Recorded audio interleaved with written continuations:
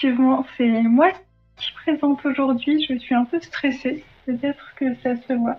Et je vais tourner un peu la tête parce que ici il y a Atisha et ici il y a vous. Alors, excuse-moi, je me permets de... Oui, voilà. Non, j'allais dire, je me permets de te couper 2 secondes pour prévenir les gens que j'ai des bugs de box ce soir et que si par malheur la connexion recoupée, on referait un petit break et on reviendrait dans quelques minutes le temps que ça redémarre. Ok, le live ne s'affiche pas encore chez moi. D'accord. Ok, c'est bon. Ça devrait commencer à s'afficher, mais pareil, ici, on n'est pas très bien lotis pour Internet. Ah oui, là, je me vois. Ah. Voilà, donc, bonjour à tout le monde. Voilà, Alors, habituellement, c'est Nat, ici présent, qui présente l'émission. C'est moi. Voilà.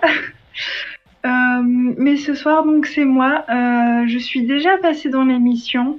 Donc, la rediffusion est sur YouTube. Petite pub YouTube dans le chat. Voilà.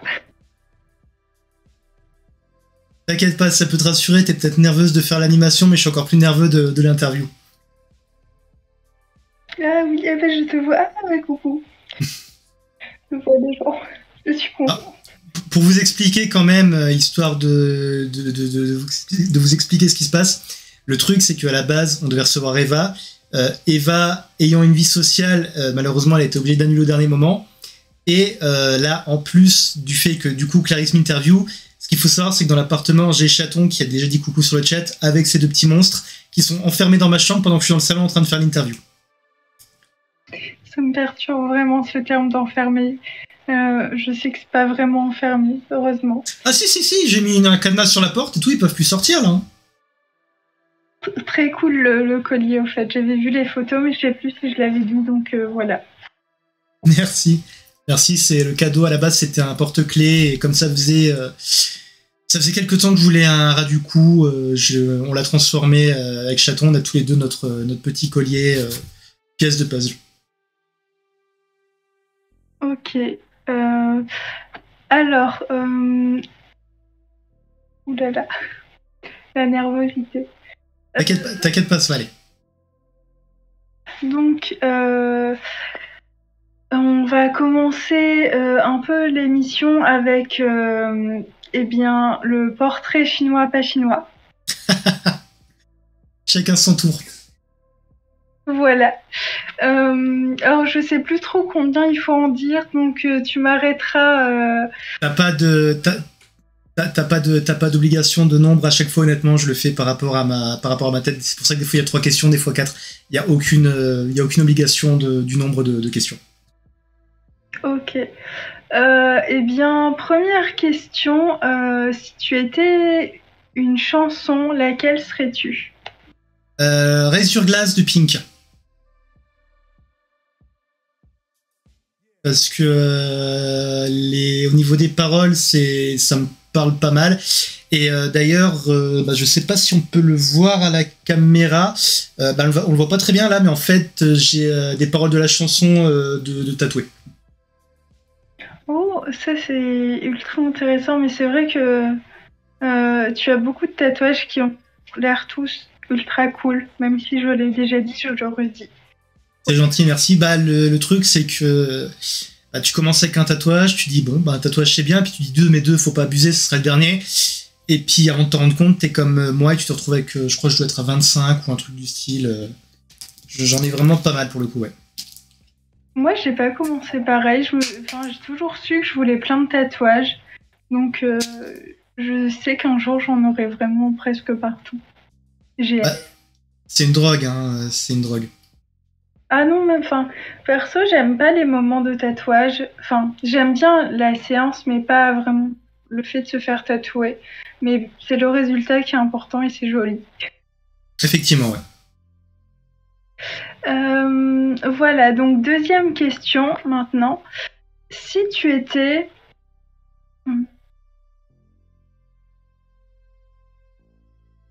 Si tu étais une série, parce que d'habitude, toi, tu fais les films, mais les séries, c'est intéressant, je trouve. Si Si j'étais une série, Scrubs. Je pense que je serais Scrubs. Parce que au niveau du personnage principal, c'est normal que mon écran soit noir. Alors non, chaton, ça doit pas être normal. Là, normalement, on est en live, la qualité du stream est bon. Non, c'est pas normal. Du coup, ouais, Scrubs, parce que le personnage principal, JD, c'est un mec bien. J'espère que je suis aussi une personne bien. Et malgré le fait que c'est un personnage qui est... forcément, c'est un médecin, donc c'est ce qu'on peut attendre des critères d'intelligence. Il y a vraiment ce côté où il est un peu... il est un peu à l'écart, c'est un peu un rêveur. Enfin, c'est... Ouais, je dirais Scrubs. Ok. Je connais pas très bien la série, comme c'est un petit peu vieux, mais je vois un petit peu... c'est sur des thèmes un peu humoristiques aussi, donc ça te correspond pas mal. Ouais, c'est une série médicale qui est vraiment bien. Pendant très longtemps, c'était ma série. Dès que j'avais des phases de grosse déprime ou de grosse dépression, je me refaisais l'intégrale et généralement, ça faisait du bien. C'est très doux. Ensuite, si tu étais un vêtement, tu serais quoi? Oh, si j'étais un vêtement. Ça compte vraiment tout, ça peut aussi être des chaussures ou... Ouais. Ouais, non, je réfléchis. En ce moment, je suis content parce que je l'ai mis sur les réseaux sociaux, j'ai niveau une paire de Converse. Je sais pas pourquoi, j'ai beaucoup de sympathie pour cette marque. Sinon, je dirais une chemise plutôt. Parce que tu peux autant la porter en étant en mode de classe qu'en mode décontracte. Donc ouais, je dirais une chemise. Une chemise, un modèle en particulier, genre une couleur ou des choses comme ça, ou juste la chemise? Après, je dirais bien la chemise à carreaux, mais bon, la chemise à carreaux, c'est déjà moins typé classe, quoi. Mais on va dire chemise à carreaux, allez. Ok, je trouve ça très queer, donc et très cool aussi. Merci. Et enfin, dernière question pour ce petit portrait. Si tu étais...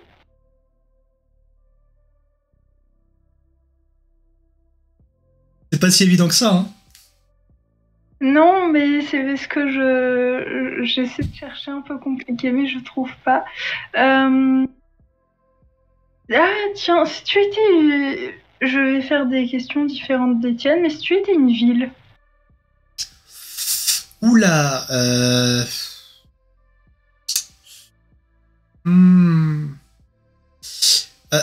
j'ai pas une ville en particulier. Je pense que ça serait un truc genre Paris ou Lyon. Enfin, une ville avec plusieurs aspects, tu sais. Autant l'aspect un peu moderne que l'aspect un peu underground, un peu vieillot. Ouais, je dirais ça. Une grande ville. J'ai pas spécialement d'exemple particulier en tête, mais une grande ville. Ok, de toute façon, c'est surtout par rapport à l'atmosphère que renvoie la ville que j'avais en tête comme question, donc... Disons... Ouais, en fait, l'atmosphère, c'est assez particulier parce que... je sais pas. Je t'avoue que là, la ville, c'est un peu la question qui me... Ouais. Non, là, comme ça, je sais pas. Je dirais Gotham City pour le troll, mais... Mais bon, c'est du troll, quoi. Ok, c'est bien de préciser parce que j'ai du mal à savoir quand on troll ou pas. Oh, c'est mignon. Je regarde le chat en même temps. Alors, qu'est-ce qu'on dit? Chaton qui parlait de Scrubs, c'est ça? Oui. C'est ma série médicale doudou quand j'ai besoin d'une série, mais pas déprimante. Par contre, t'as les épisodes de Scrubs, c'est les épisodes de séries de télé. Quand même. Ouais, non, on va pas spoiler, mais disons que c'est une série qui est... c'est une série médicale, et même si c'est une série comique à la base, tu sais que quand t'es dans le médical, forcément, tu vas avoir des maladies, tu vas avoir des...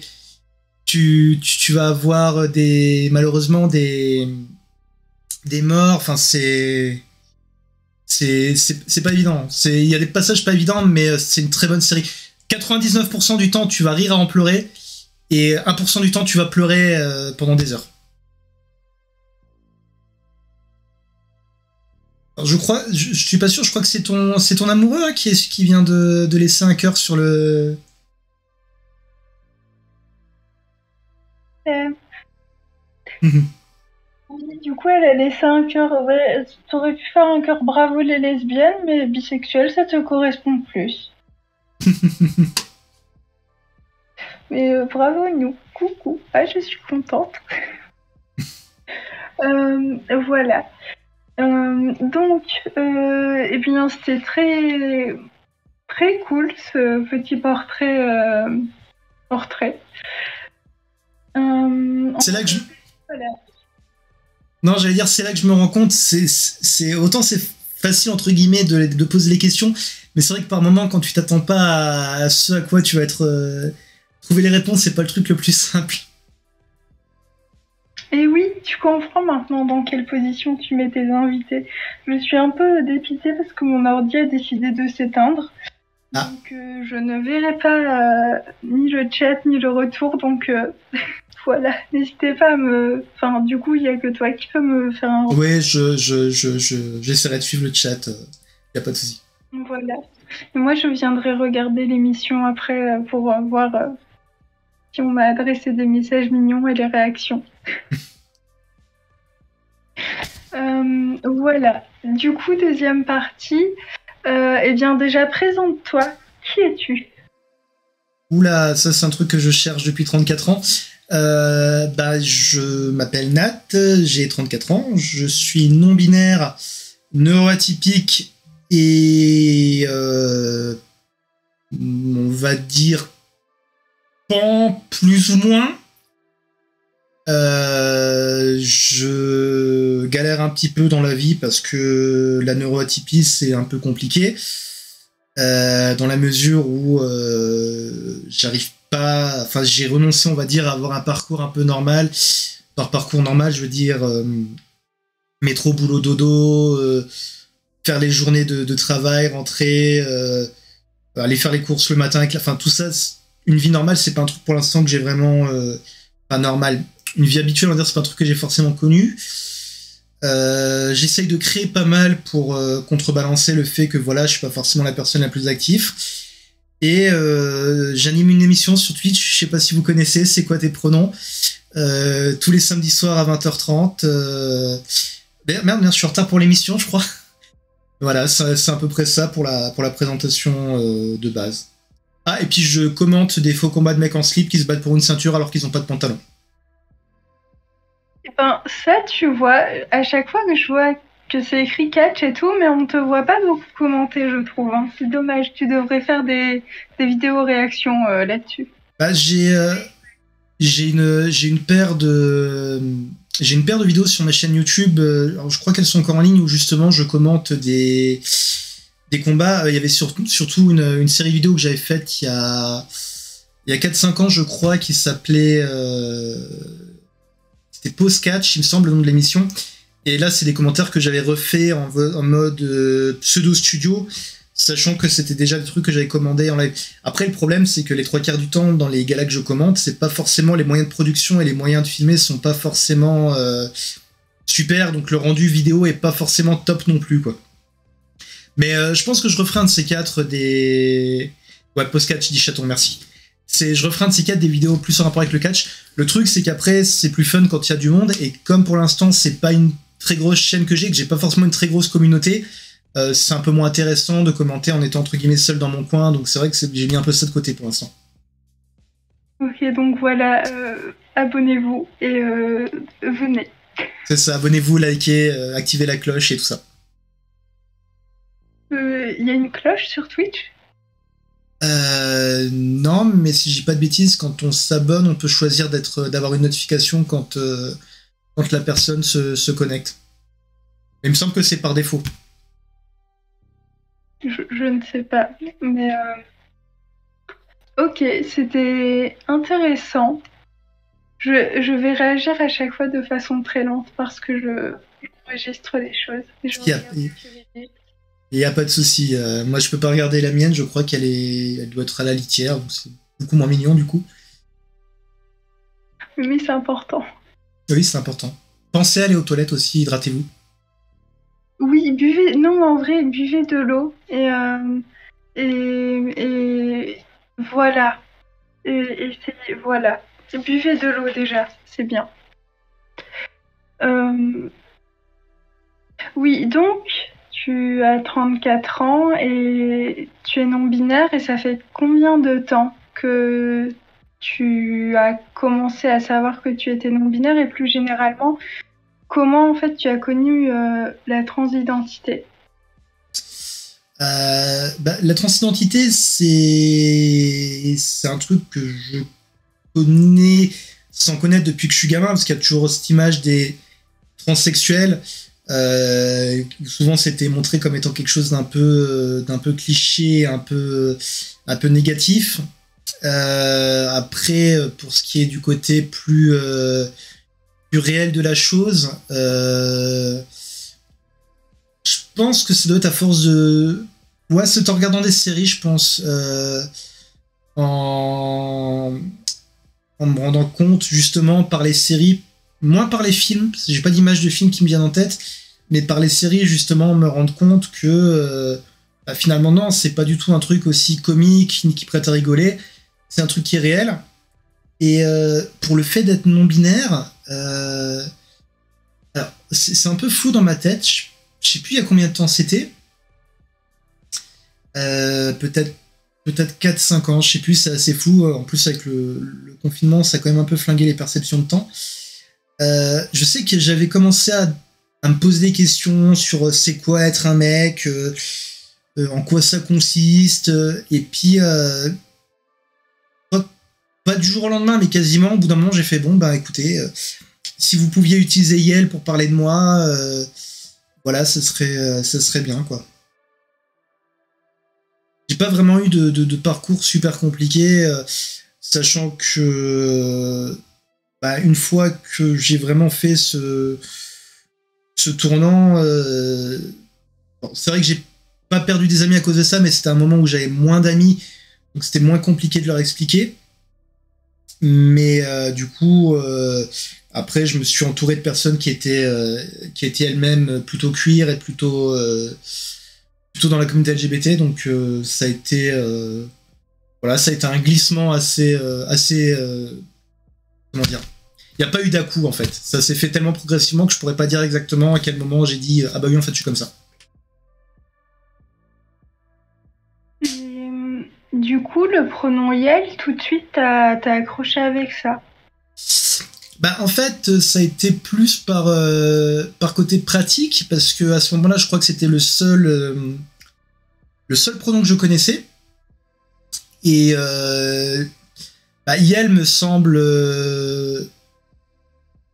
enfin ouais c'est un peu contradictoire ce que je veux dire parce que non binaire veut dire ni garçon ni fille du coup mais là comme t'avais les deux vraiment je me suis dit ouais bah Yel voilà c'est le truc le plus bateau, le plus simple. Et c'est pas tant dans le pronom utilisé pour moi qui est important, mais c'est dans la reconnaissance du truc. À la rigueur, même si j'aime pas trop qu'on utilise il, parce que voilà, c'est plus bon pronom, mais je préfère quelqu'un qui aurait tendance à dire il, mais qui à côté de ça respecterait le truc et comprendrait le pourquoi du comment, que quelqu'un qui utiliserait il, par exemple, sans vraiment calculer, sans vraiment savoir ce que ça signifie, quoi. Ok, je vois. Et du coup aussi, tout à l'heure, tu as parlé de personnages de série transgenres. Tu pensais à quoi? Parce que j'en connais pas beaucoup et...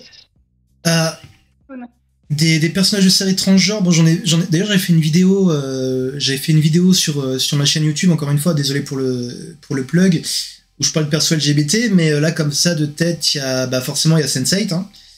Il y a Nomi dans Sense8. De toute façon, Sense8 est la série qui m'a le plus fait cogiter et qui m'a révélé le plus de trucs sur moi-même. Il y a dans la série Dawn of Summer, j'ai déjà dû en parler, mais il y avait un personnage de garçon trans joué par Zelda Williams, qui du coup elle n'est pas trans, mais au moins il y a un perso trans. D'ailleurs, il y a une romance du coup gay qui est super mimi et qui est super cheerful. Et là, plus récemment, dans la série Supergirl, il y avait carrément la première super-héroïne transgenre, à l'écran en tout cas, qui apparaissait. Après, il y a aussi la série Young Justice, une série animée DC Comics où il y a un personnage non binaire. Et là, comme ça, j'avoue que niveau série... Ah si, alors, c'est particulier parce que c'est un peu... je sais pas trop si c'est un personnage transgenre ou un personnage qui est censé être drag queen.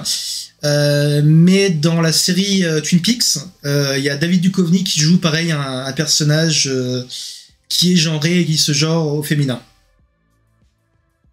Ok, ouais, j'ai jamais vu la série parce que pareil, c'est hyper vieux, mais Bah, c'est hyper vieux, mais ce qui est cool, c'est que du coup, ça a été créé par David Lynch. Et David Lynch a montré plusieurs fois être un allié de la cause LGBT, un bon allié, quoi. mais ouais, ben justement, c'est bien qu'il y ait des exemples qui soient comme ça un peu vieux entre guillemets. Et Bah, déjà, ça montre que c'est pas une mode. Maintenant, il n'y a pas non plus, si on prend par rapport au ratio de séries avec des personnes cisgenres ou hétéros, les personnes trans et LGBT restent en infériorité, en grande infériorité. Il y a un peu de mieux, mais c'est pas encore niveau représentation n'est pas encore aussi représenté que le sont les autres. Encore une fois, les hétéros blancs cisgenres, quoi. c'est sûr. Euh, Et du coup, j'avais une autre question, c'est que toi, euh, du coup, tu sais depuis quelques années que tu es non-binaire, mais est-ce que, enfin, tu as dit que tu en avais parlé à certains de tes proches, tout ça, mais est-ce que ce ressenti, même sans changer pour autant, c'est, enfin, est-ce que ça a évolué ou comment ça a évolué au cours des années pour toi? Le fait de me sentir non-binaire ou la réaction des gens par rapport à ça? Les deux. Les deux. Bah, le fait de me sentir non-binaire, c'est... Comment dire? C'est relativement... simple. C'est-à-dire les trois quarts du temps, ça va. Parce que c'est un truc, voilà, j'ai intégré que ça faisait partie de ma personnalité. Il y a des phases qui sont relativement rares, mais qui existent, qui sont en mode est-ce que je suis légitime? Est-ce que c'est vraiment le cas? Enfin, voilà. Avec des mini-phases de dysphorie, mais bon, vu que je suis de toute façon de ce côté-là, ça va, c'est pas trop violent, donc c'est peut-être même pas la peine vraiment d'en parler. Et pour le ressenti des autres, bah, c'est assez particulier, c'est-à-dire que les amis proches géographiquement, eux, ils comprennent pas. Ils comprennent pas et ils respectent ou ils oublient, mais en tout cas, il n'y a pas de manque de respect par rapport à ça. Donc, c'est pas ouf, mais c'est pas non plus grave dans la mesure où c'est pas une question de méchanceté ou de volonté de me nuire. Donc, on va dire que je comprends plus ou moins. Au niveau de la famille, bah, les trois quarts de ma famille, je suis pas out, je suis out qu'auprès de cousines qui l'acceptent sans problème. Et au niveau des amis donc un peu plus éloignés, donc par exemple ceux que je me suis fait sur les réseaux sociaux, bah évidemment les trois quarts sont super cool avec ça.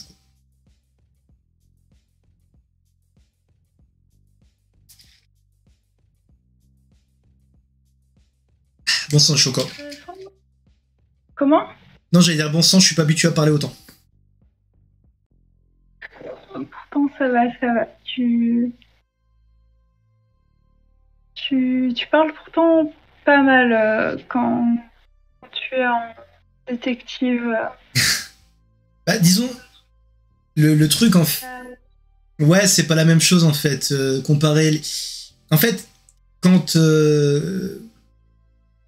Alors, attention, je suis AFK, je passe ninja dans le salon. Alors, vous allez voir Chaton, par contre, Chaton. Il y a Chaton qui est juste derrière la caméra, donc par contre, je vais juste la prévenir. que le flou n'est pas activé. Je sais. Voilà. Donc vous allez voir Chaton qui va faire un caméo dans la... qui fait un caméo en passant à quatre pattes. Désolé. Donc oui, quand je commente sur les lives de jeu, bah en fait, je suis plus concentré sur trouver un moyen de meubler. Parce que sauf quand j'ai mes 3-4 personnes qui viennent me voir, qui sont entre guillemets maintenant des habitués, où là ça parle de la discussion, c'est plus de la... Oui, bah oui, ouais. Dont toi, Clarisse. C'est plus de l'animation et du meublage de temps, voire tout simplement du commentaire direct, donc il n'y a pas franchement de réflexion. Maintenant, le fait de parler de parler de mon histoire et de parler de trucs qui sont un peu plus, on va dire un peu plus profonds ou un peu plus intéressants, il y a cette notion d'utilisation de cuillère en quelque sorte qui est pas la même, quoi. De la même façon que quand je commente un show de catch, c'est encore d'une autre façon, et on vient de voir un quart de t-shirt de Chaton à la caméra. Moi, je n'ai pas le retour, c'est très triste.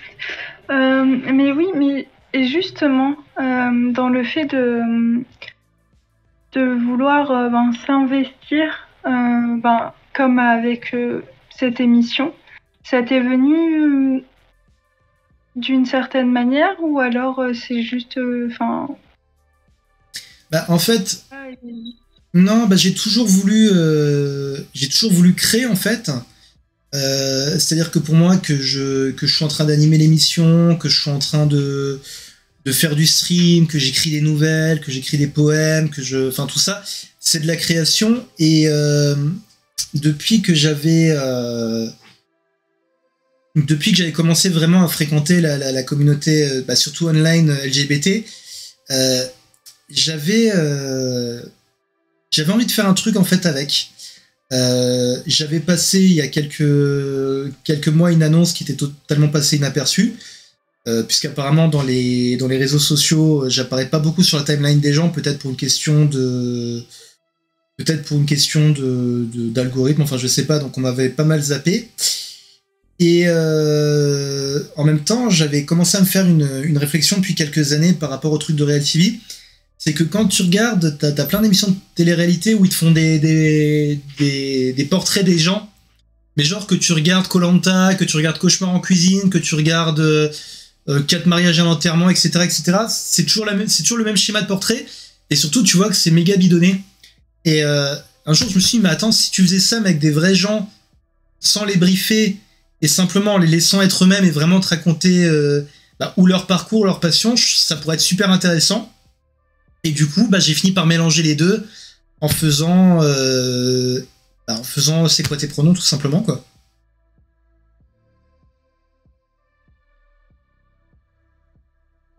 Je trouve ça hyper intéressant, même si forcément il n'y a pas la partie storytelling ici, et c'est ça qui est bien.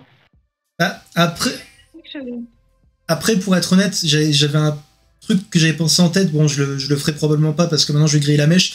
À la base, je voulais créer mon truc horrifique, et à un moment, je voulais carrément partir sur un truc qui aurait été perché. C'est dans tous les supports que j'ai, donc aussi bien Twitter qu'Instagram, commencer à mettre des petites pistes qui auraient lié tout le truc. Mais bon, je sais pas encore si je vais le faire parce que c'est quand même un truc qui demande beaucoup d'investissement.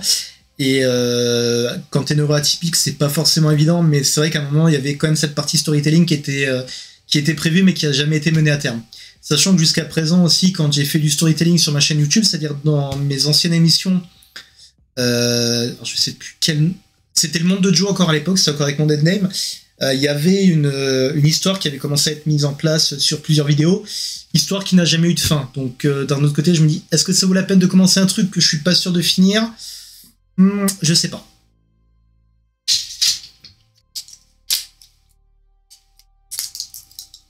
Je n'ai pas trop... non, en fait, je n'ai pas vraiment regardé tes anciennes vidéos, donc je ne sais pas, mais je dirais que même si ça n'a pas de fin, ça peut être repris plus tard si tu en as envie, et sinon, ça fait juste un mystère. Disons qu'après, c'est assez... dans un sens, c'est aussi assez frustrant, parce que comme je dis, c'est vrai que si je suis honnête à 100%, il y a certaines vidéos qui ne sont pas au niveau technique on va dire, de plus gros youtubeurs. Mais c'est vrai que j'ai toujours eu un peu aussi cette frustration, puisqu'au final, j'ai l'impression, c'est un peu mon gros complexe, mais j'ai l'impression de pas intéresser les gens, en fait. C'est-à-dire que je suis un petit compte Twitter avec relativement peu de followers. C'est quoi tes pronoms à un petit public, et même si je faisais ça pour une personne, je ferais ça pour une personne, mais il n'y a pas non plus des masses de monde. Et du coup, c'est vrai que c'est un peu frustrant de se dire, bah voilà, je vais faire tel projet, et puis se rendre compte que quelle que soit l'ampleur du projet que j'aurais fait, quelle que soit la qualité technique ou qualité de fond du projet, ça n'a pas vraiment décollé. Ça, plus la neuroatypie, ça crée un espèce de syndrome de l'imposteur et une espèce de dévalorisation qui sont pas très agréables. Donc du coup, ça empêche aussi de créer un peu de contenu un peu plus souvent ou un peu plus scripté, ce qui demanderait par exemple plus de travail, quoi.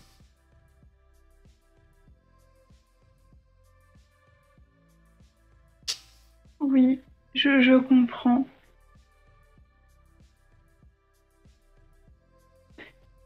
Désolée, je suis en train de bug, mais c'est parce que je réfléchis. Non, il y a pas de problème, hein. Je pense pas que les viewers t'emportent préjudice, mais ouais, non, c'est assez compliqué. Bah, toi-même, t'es aussi neura, donc tu sais que c'est pas évident de présenter un truc. Alors après, moi, c'est entre guillemets juste pour moi, donc c'est pas le pire truc. Je veux dire, si je fais une vidéo sur YouTube, voilà, même s'il n'y a pas de monde, c'est pas un truc qui va porter forcément qui va porter problème. Mais si maintenant, je sais qu'il y en a certaines personnes qui sont dans le même cas de moi, par exemple, qui ont des trucs plus professionnels, on va dire, où là, ça devient compliqué, quoi. Après, je dis ça, mais au final, je sais pas, parce que je connais d'autres personnes qui sont neuroa. Bah, il y a quelques semaines, j'interviewais Sovan. Sovan est aussi neuroa, par contre, il a un succès qui est assez important, quoi. Donc je sais pas d'où ça vient, mais c'est vrai que ce côté d'avoir un manque de suivi et je vais pas dire un manque de fans, parce que c'est pas ça, mais un manque de personnes qui attendent mon travail, c'est vrai que c'est un peu frustrant des fois. Ouais, enfin, je sais pas trop comment c'est pour ça, parce que, enfin, surtout pour le côté pro, ou le côté pro, je le connais pas très bien, mais je sais que par exemple, moi, ma chaîne YouTube aussi, j'ai commencé plein de trucs, j'ai encore plein d'idées à chaque fois. Et c'est pas tellement le manque de retour que j'ai, parce que même si j'ai peu de personnes qui m'y suivent, ben, j'ai une petite base fidèle de entre 5 et 10 personnes, et c'est toujours vachement cool. Mais c'est vrai que, ben, en fait, je te comprends dans le sens où, en tant que neuroa, j'ai l'impression que nos attentes et nos désillusions sont vraiment beaucoup plus fortes, et ça, c'est très dur à gérer. Ouais, c'est vrai, c'est ça. Bah après, comme dit, là je suis content, c'est que quand je commence à streamer, en ce moment quand je stream sur les jeux Sherlock Holmes par exemple, j'ai vraiment entre guillemets, même si c'est que 3-4 personnes, même si dans le lot il y a Chaton, mais il y a 3-4 personnes qui me suivent et c'est déjà très bien. Et c'est cool. Je suis un peu plus frustré pour C'est quoi tes pronoms, parce que les 3 quarts du temps j'ai quand même des personnes qui sont super intéressantes. Et malheureusement, je trouve que les gens ne viennent pas voir, peut-être parce que les gens s'en foutent, je ne sais pas. C'est un peu plus frustrant parce qu'il n'y a pas que moi qui suis concerné, du coup, tu vois. Ben, après, pour l'émission, je sais que... Ben, c'est vrai que j'ai vu qu'il n'y avait pas trop de retours sur YouTube, mais ben, là où c'est un peu compliqué, je pense que ben, déjà, c'est quoi tes pronoms? C'est un format qui est assez long, dans le sens où c'est ultra intéressant, mais c'est vrai que suivre, ça peut être difficile.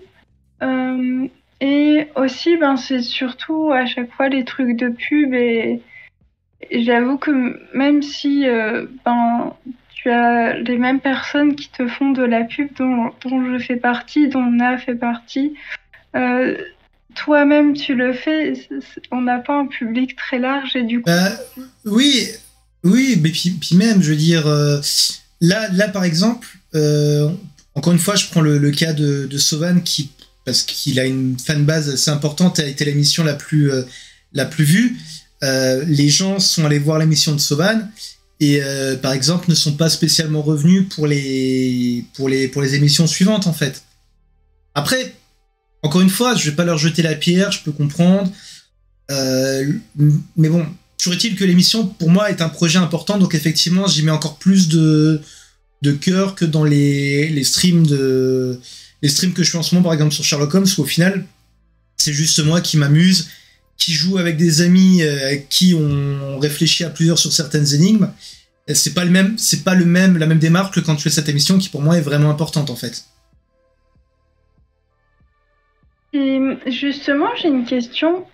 Oh, désolée, c'est Monsieur Bébé, il a été réveillé.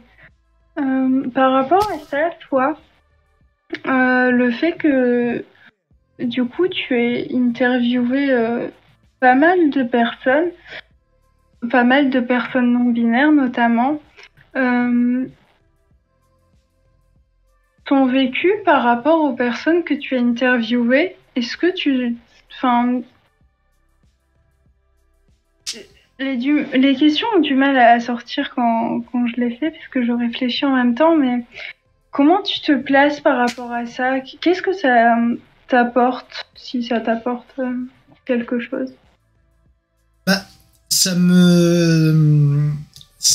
comment dire, ça m'apporte de voir le vécu de chacun. C'est pas forcément toujours quelque chose qui va m'apporter un changement en moi-même. Ça va plutôt m'apporter une connaissance des gens.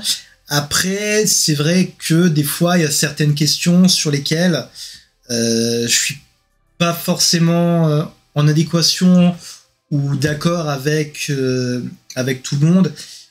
Donc ça me permet d'avoir d'autres points de vue, de confronter, de dire bon, voilà, moi je pense ça parce que maintenant cette personne pense ça parce que, est-ce qu'il n'y a pas un point, entre guillemets, un point commun sur lequel on peut s'arrêter et se comprendre, ou est-ce que même si je suis pas d'accord, tel point de vue va pas me permettre de comprendre que selon les sensibilités de chacun, on peut voir les choses d'une telle façon. C'est surtout ça en fait, ça permet toujours d'écarter les environs, et aussi de pas faire avec des personnes qui seraient entre guillemets nouvelles dans le club, de pas faire la même erreur à mon sens qu'on a fait avec moi, ou quand j'ai commencé à venir à m'intéresser à certaines causes, de me faire totalement descendre par des personnes qui sont des personnes militantes et qui ont leur raison de m'avoir descendu comme elles l'ont fait. Mais j'essaye d'apporter plus de bienveillance. Pourquoi ? Parce que j'ai aussi moins de pression que les personnes militantes en question, d'apporter plus de bienveillance aux personnes qui seraient nouvelles dans ce truc-là. Je sais que régulièrement, on a certains des viewers qui n'ont pas l'air d'être là ce soir, qui sont vraiment nouveaux dans cet univers, ou en tout cas qui connaissent pas cet univers, mais qui essayent de se renseigner. Et j'essaye de faire que justement les choses que que j'apprends des autres, être capable de les réapprendre à d'autres personnes, ou en tout cas en parler, en disant voilà, c'est pas mon vécu, mais telle personne qui elle l'a vraiment vécu a fait ça, en fait, de relayer la parole, tout simplement, d'être un bon allié pour certaines choses où je peux pas être concerné directement, quoi.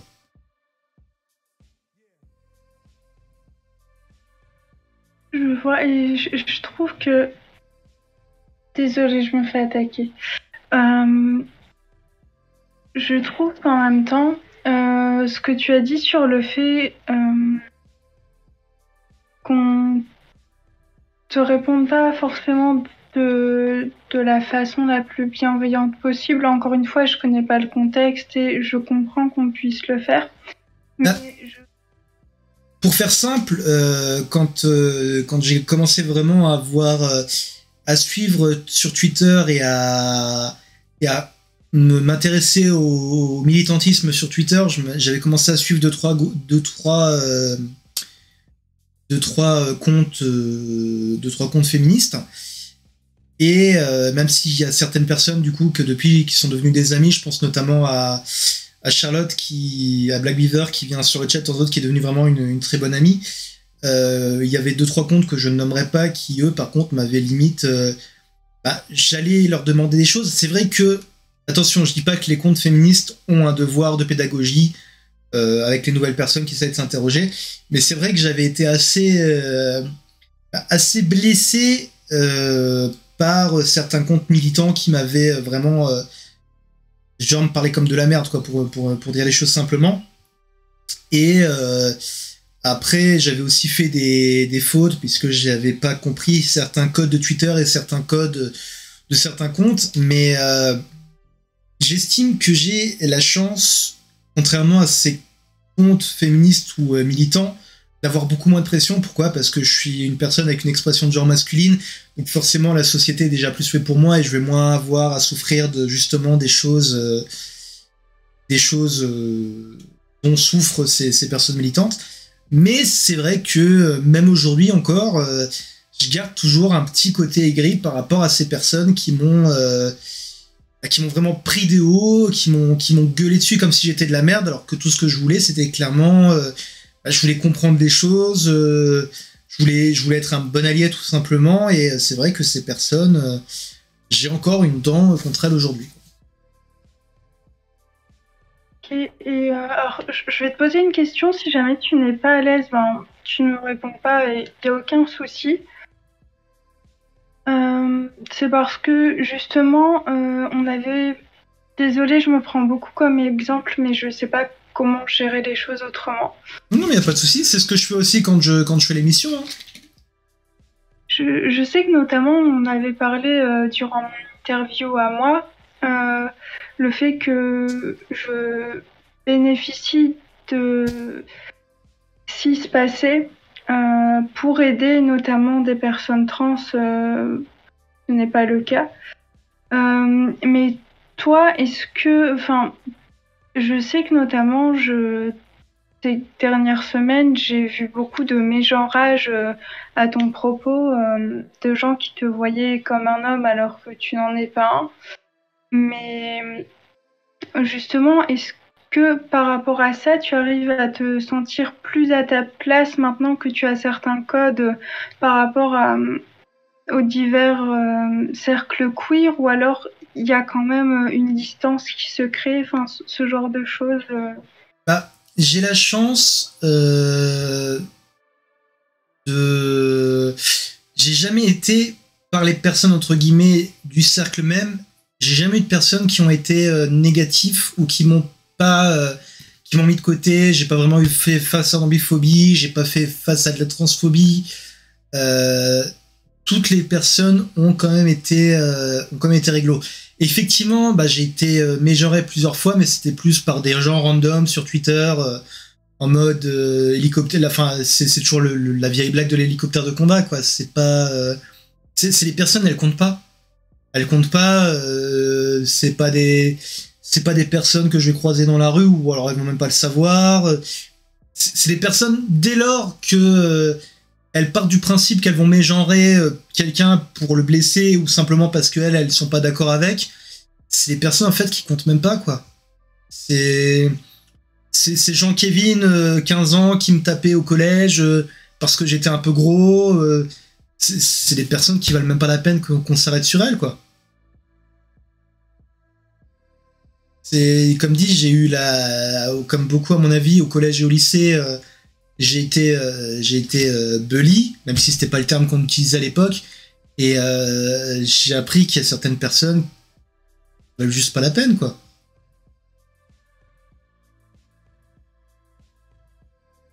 C'est pour ça que les trois quarts du temps, je m'énerve beaucoup sur Twitter avec les personnes qui QRT les trucs négatifs, parce que en fait, c'est pas tant que les personnes me blessent ou me font chier de voir qu'ils sont négatifs, c'est que j'ai pas envie de m'emmerder avec elles, en fait.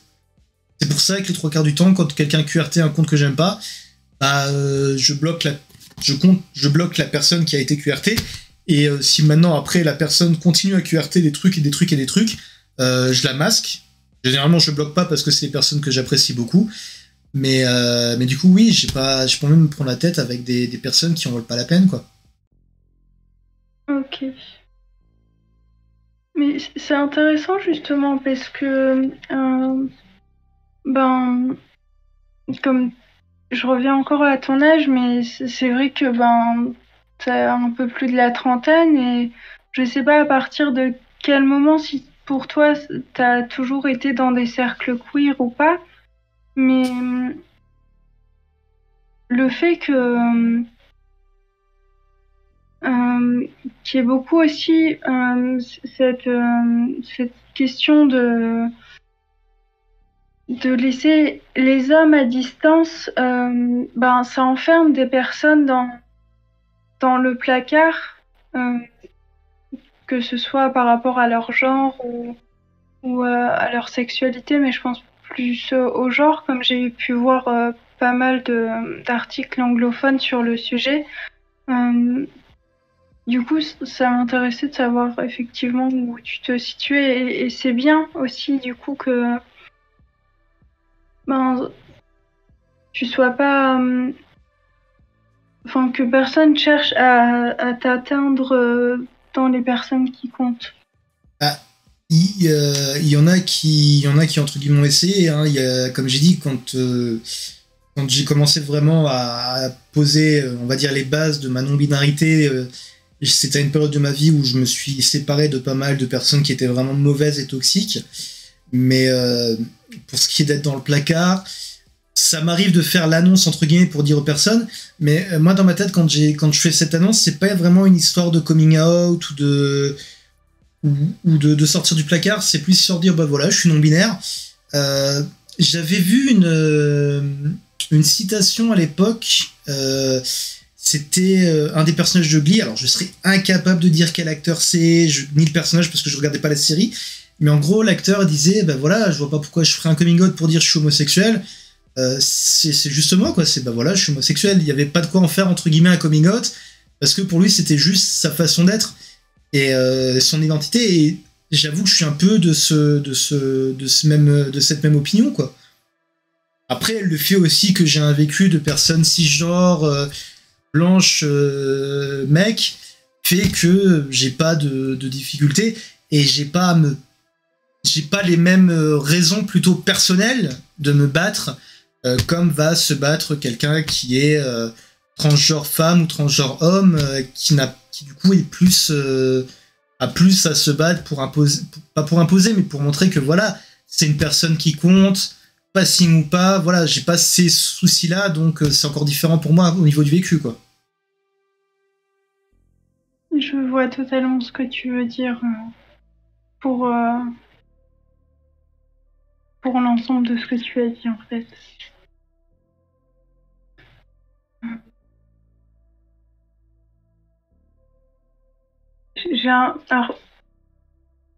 J'ai une question encore à poser, mais j'ai peur de la poser de façon déplacée. Et si c'est le cas, n'hésite pas à m'en faire la remarque, puisque je n'ai que toi comme personne, puisque je ne peux pas suivre l'émission. Oui, bah pour l'instant, honnêtement, ça, pour être honnête, je pense pas qu'il y ait masse de monde. C'est pas bien grave, hein, je m'en doutais que j'intéressais pas les gens, donc voilà. Ouais, je trouve que tu m'intéresses. Merci beaucoup. Merci beaucoup. Oui, du coup, ma question, c'était notamment parce qu'on parle de... Du coup, tu as fait une transition sociale. Est-ce que tu voudrais faire une transition médicale à un moment donné, ou c'est quelque chose que tu envisages peut-être de façon floue ou pas du tout? Non, bah déjà parce que transition médicale quand t'es non binaire, c'est un peu compliqué. Je me sens pas, comment dire, mon aspect physique et mon expression de genre me plaisent, me vont comme je suis. Ça, c'est quelque chose que je suis assez content d'avoir sur le plan personnel compris assez vite. C'est que l'expression de genre et le genre en lui-même sont pas forcément liés, quoi.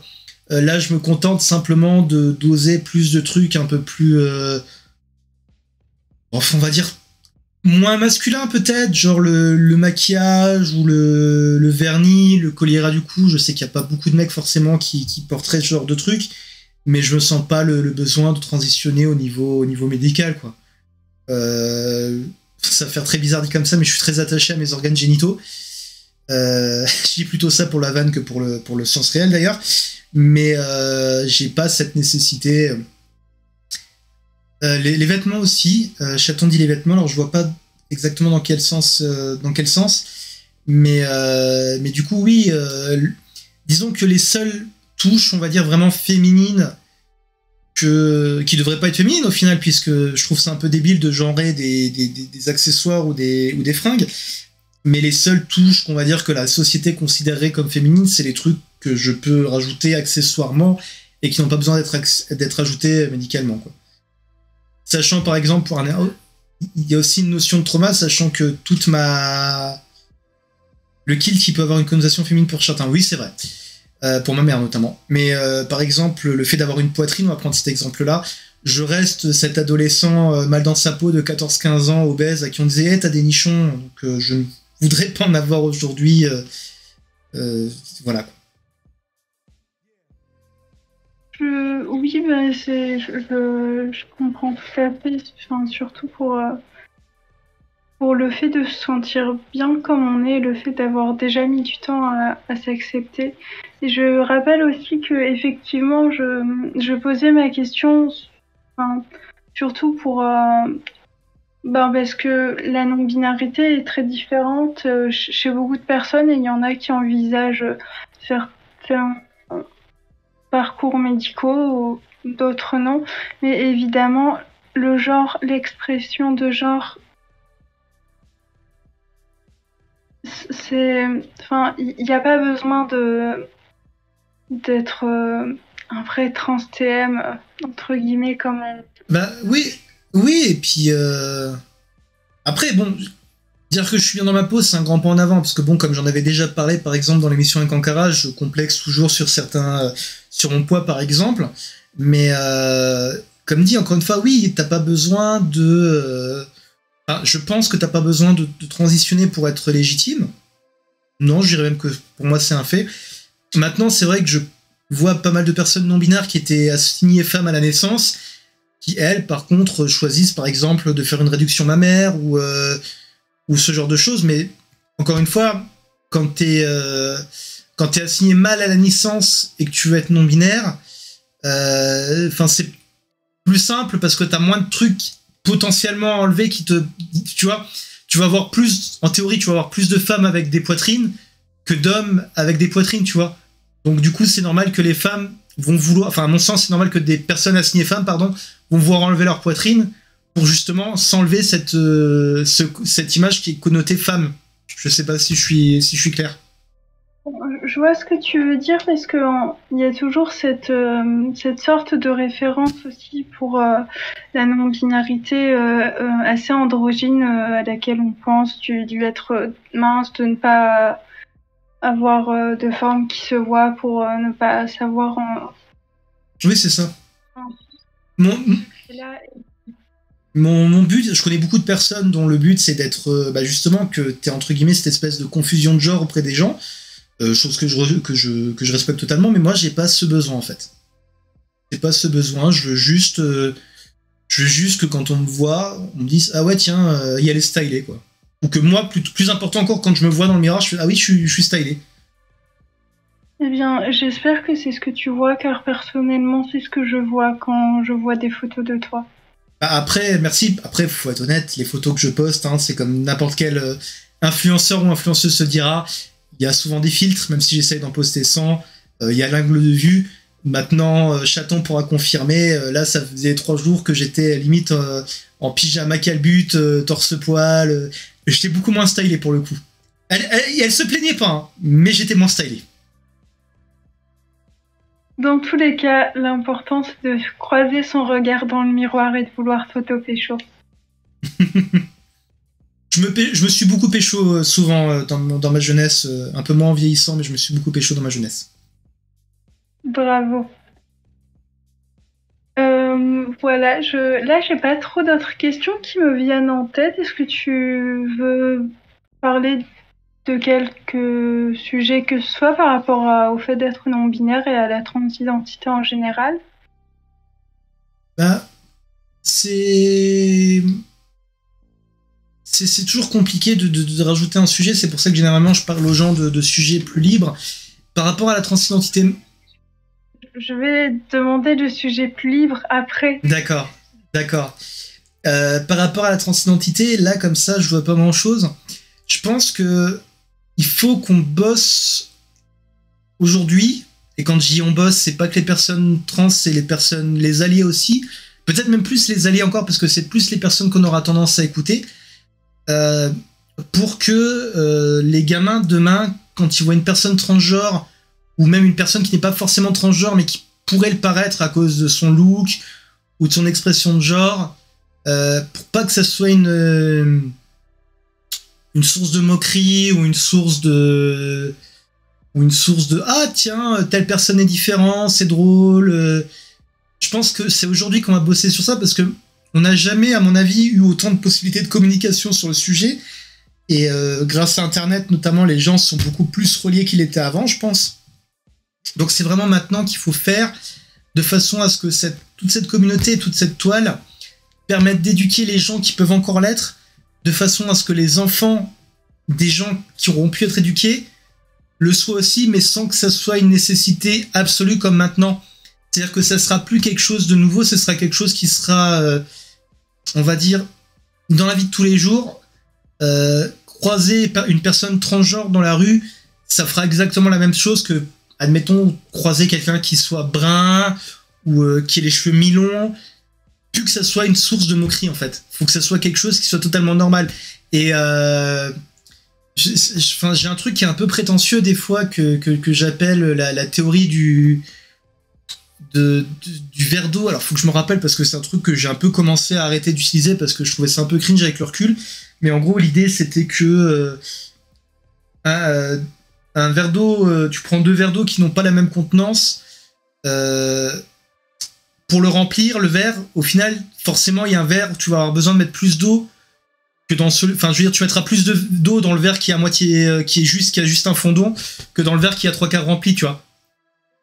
Et les 3/4 de flotte que tu vas devoir rajouter pour que le verre soit à niveau, bah, c'est justement le militantisme, la marge des fiertés, tout ça, quoi. Mais bon, comme j'ai dit, je me suis rendu compte avec le temps que c'était peut-être un peu prétentieux et un peu cringe, donc j'ai arrêté d'utiliser cette analogie, quoi. Je t'avoue que tu m'as un peu perdu avec le verre d'eau et le fait de le remplir de militantisme, mais... Bah, en fait, ce que je veux dire, c'est que ce qui serait idéal, c'est qu'on va dire, dans la société de demain, au sens large, être cisgenre ou les choses en rapport avec le fait d'être cisgenre soient au même niveau que le fait d'être trans. Il n'y ait pas un truc qui surprenne plus que l'autre, qui surprenne ou qui fasse rire plus que l'autre. Jusque-là, tu me suis? Oui. Mais pour qu'on arrive à ce niveau, forcément, le niveau des choses qu'on doit faire pour que les personnes transgenres soient, entre guillemets, normales et plus une source de moquerie, bah forcément, il y a beaucoup plus à faire que ce qu'on doit faire pour les personnes cisgenres, en fait. Ok, oui, je vois là. Eh oui, c'est pour ça, comme dit, c'est un peu... le coup du verre d'eau, c'est un peu... j'ai un peu arrêté d'utiliser parce que autant ça peut être compris, autant ça peut être un peu vu comme cringe. Et c'est vrai que, bon, forcément, comme tout le monde, je suis pas parfait, je peux avoir encore des biais un peu cringe. Oui.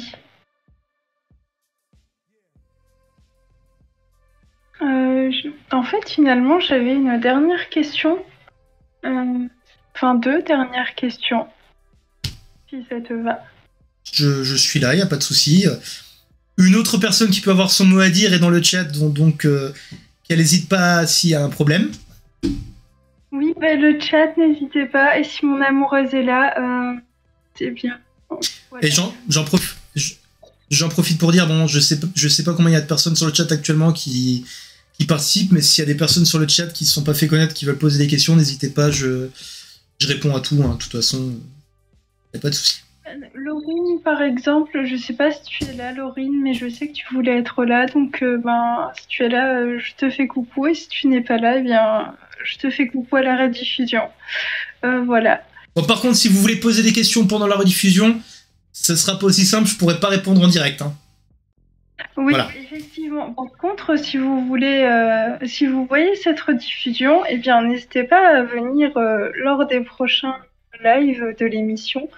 Et de venir comme ça. Et de... Ouais, ou vous pouvez commenter ou sur Facebook, sur Facebook, pardon, parce que je vois Facebook sur l'écran, sur YouTube. Là, vous avez, hop là, comme ça c'est plus simple. Là, vers le bas de l'écran, vous avez mes réseaux sociaux. être par là. N'hésitez pas si vous, voilà, il y a pas de souci, si vous voulez participer à l'émission, tout ça. Oui, tout à fait. Et vous n'hésitez pas aussi à commenter même sous les vidéos, même si ce sera pas vu, enfin ce sera vu à un moment. Et moi, je sais que personnellement, même si je suis juste spectatrice très supportive, eh bien, je vais voir des fois les commentaires. Bah, moi, c'est pas compliqué. Quel que soit le commentaire, quelle que soit la question, je réponds. Tous les commentaires, je lis. Bon, évidemment, c'est facile étant donné que pour l'instant, j'ai pas une grosse communauté, mais je réponds à tout. C'est-à-dire que si quelqu'un dit un truc avec lequel je suis d'accord, je réponds.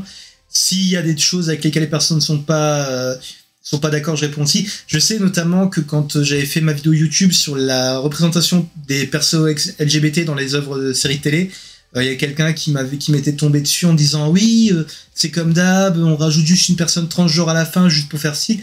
Et je lui avais répondu, je fais non, le sujet de la vidéo c'était pas de faire une liste exhaustive, c'était de citer 5 séries que personnellement je connaissais avec des persos comme ça. Et malheureusement, je peux évidemment pas connaître toutes les séries avec tous les personnages, quoi. Et du coup, voilà, après la personne n'avait pas recommandé, mais voilà, il y a pas, même si c'est un truc qui pourrait prêter à débat, tant que c'est fait dans le respect, etc., et que c'est pas juste pour dire hey lol, t'es non binaire, il y a pas de souci, je réponds.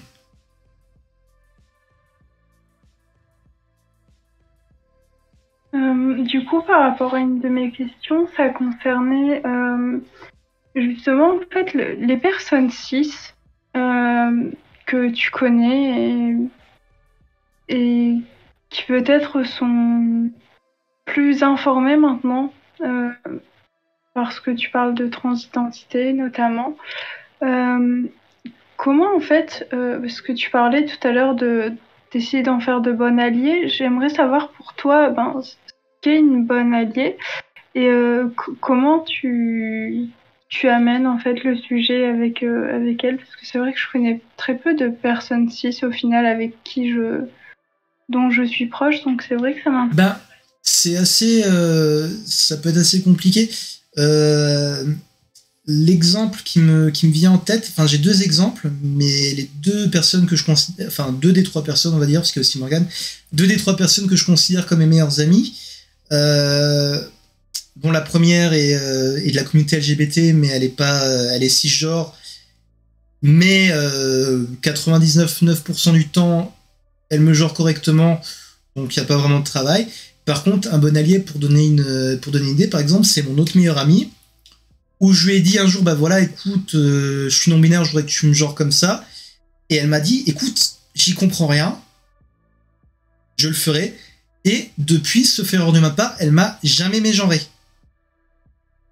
Rien que ça, par exemple, c'est être une bonne alliée, quoi, au final. Après, évidemment, il y a aussi cette notion de partager la parole des personnes concernées, mais j'avoue que de ce côté-là, je connais plus de personnes qui sont avérées elles-mêmes être transgenres qui partageaient cette parole que de personnes qui sont cis et qui la partagent. Mais bon, après, c'est un peu compliqué, voilà. Faut qu'on arrête de se mégenrer à cause de nos familles, d'ailleurs, nous dit Chaton. Ouais.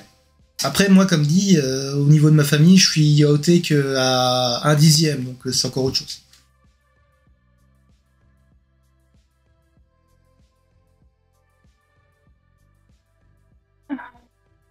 Du coup, j'ai une autre question qui vient, mais c'est vrai que c'est assez personnel, donc tu peux juste ne pas répondre si tu le souhaites, mais qu'est-ce qui te retient d'être out auprès de certaines personnes, comme ici ta famille par exemple? Je vais te donner 2 anecdotes. La première, il y a quelques mois, peut-être même 1 an ou 2, je regarde un concert où il y a Elton John. Mon frère est là, ma nièce est là. Mon frère dit à ses enfants, regardez, c'est drôle, il est habillé comme une fille.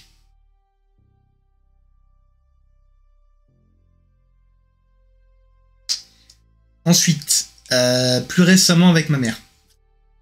Alors, je sais plus si c'était à cause de mes cheveux, puisque les cheveux colorés, c'est relativement récent hein, dans ma vie. J'ai recommencé à faire ça l'année dernière, quand j'ai commencé à me dire fuck it, je fais ce que je veux.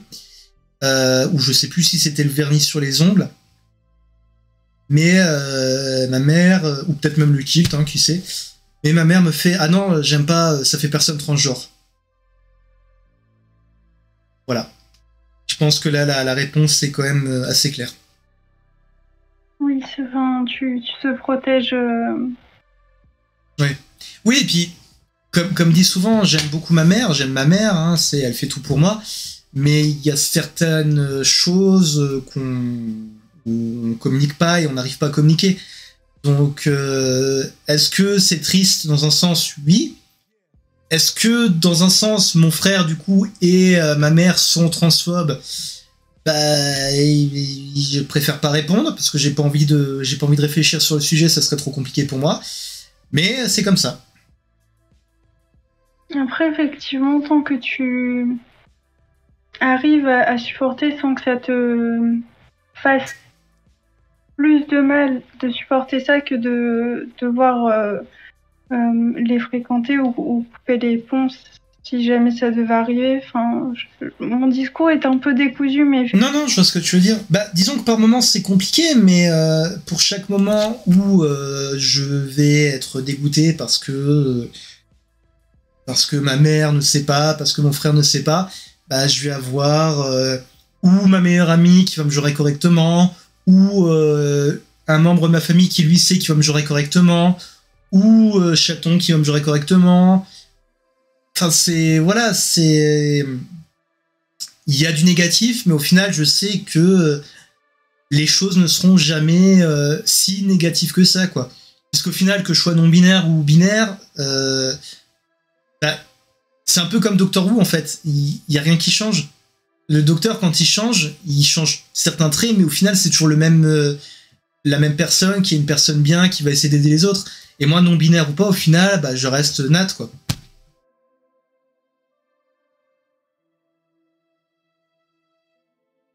Mais bon, le jour où ma mère comprendra qu'il faut bien me genrer et que j'ai plus peur, ça sera quand même bien cool. J'espère que ça ira et aussi que ça ira pour Na, qui du coup... Ah, c'est vrai, après je sais pas si forcément elle veut qu'on en parle, mais c'est vrai qu'effectivement ça me fait déjà un peu plus chier quand on va voir ma mère pour raison X ou Y et que bah, elle est obligée de se présenter avec son dead name, quoi. Ça me fait un peu chier pour elle.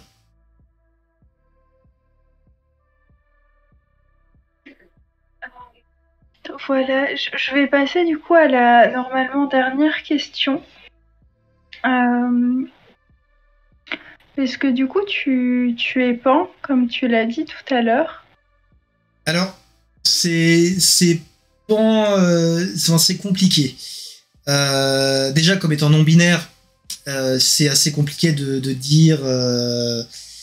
C'est assez compliqué de dire je suis hétéro, je suis bi, je suis pan. Maintenant, si je suis honnête, dans ma vie amoureuse et sentimentale, j'ai été attiré par des personnes assignées femmes à la naissance. Oui, surtout. Mais j'ai été attiré par des mecs trans, pré-transition. C'est vrai, je peux pas dire le contraire. J'ai eu une fois un cas où j'ai eu un cas de conscience, puisque justement j'étais amoureux d'un mec trans qui ne savait pas encore s'il allait transitionner ou pas. Et le consensus allait quand même que vers si transitionner, bah tant pis, ça me gênerait pas. Mais bon, finalement après cette personne a réussi à me briser le cœur 2 fois. Va te faire foutre. Et du coup, oui, je suis sorti avec des personnes na et non binaires. Donc voilà, c'est pan dans le sens là. Souvent, je dis pan-ish. C'est-à-dire que c'est un peu... voilà. Après, ce qui est bien aussi, c'est qu'en te rendant compte de ça avec le temps, t'as beaucoup moins de mal à te dire ah ouais, tel acteur, c'est vrai qu'il est pas mal. Au final, voilà, tu fais que tu te dises ouais, il est pas mal, tu voudrais être comme lui ou tu voudrais être avec lui, tu te fais bon, tu t'en fous. Au final, ça change rien, quoi. Mais pour cette dernière phrase, moi, j'ai pas du tout la même chose, puisque vraiment, les hommes, je suis en mode oh, non. Mais comme je l'avais dit, c'est vraiment un truc de pareil où le genre est la présentation ce à quoi les gens ressemblent, c'est vraiment totalement une distinction. Ouais, c'est... Pourquoi moi? Non, non, mais y a pas de souci. Après, comme dit, c'est vrai que ça peut être un peu compliqué et je pense que c'est peut-être un des points sur lesquels je suis pas déconstruit ou je ne sais quoi. C'est que bah, t'as toujours cette espèce de biais. Bah, beaucoup de personnes te diront que, par exemple, refuser de relationner avec quelqu'un par rapport à ses organes génitaux, c'est de la transphobie. Et le truc, c'est que j'aimerais pouvoir dire en toute honnêteté, non, moi ça me gênerait pas. Le fait est que je ne sais pas. Je suis peut-être en partie transphobe sans le savoir. Donc je veux pas me prétendre clean à 100% et tout. Je ne sais pas.